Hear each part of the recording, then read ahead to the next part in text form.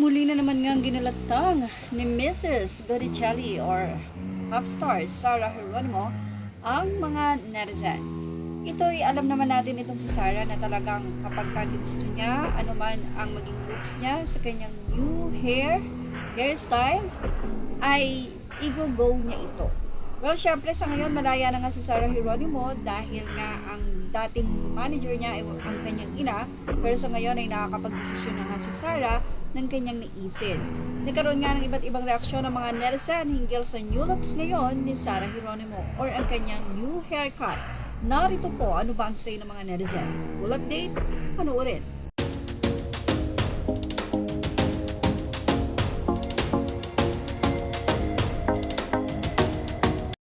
Pinag-uusapan nga ngayon sa social media ang bagong hair ni Sarah Geronimo.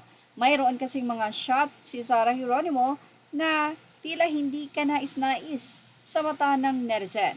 Well, may mga syempre nagandahan, may mga hindi nagandahan sa new looks ni Sarah.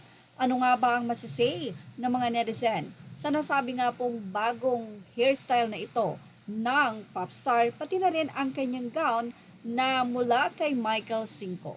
Well, narito po ang ilan sa mga shot makikita nyo at narito naman po ang tila hindi magandang shot na medyo negative ang naging komento ng mga netizen. Anila, lakas maka-mother role sa K-drama ng bagong look ni SG ngayon. Binabagayan din naman kasi yung ganyang style ng buhok, hindi kung ano-anong uso. Ayun kagad ang ipapagupit. Ems. Mula naman sa ibang netizen, ang say nila, anong nangyari sa buhok ni Sarah? Parang ewan. Ang ilan naman ay sinabi na parang naging kahawig daw ni Vice Ganda itong si Sarah Geronimo sa kanyang haircut ngayon. Very Vice Ganda siya dyan. Well, say naman ng isa, congratulations po. The gown is giving pero yung hairstyle daw talaga ay hindi naman bet ng isang netizen.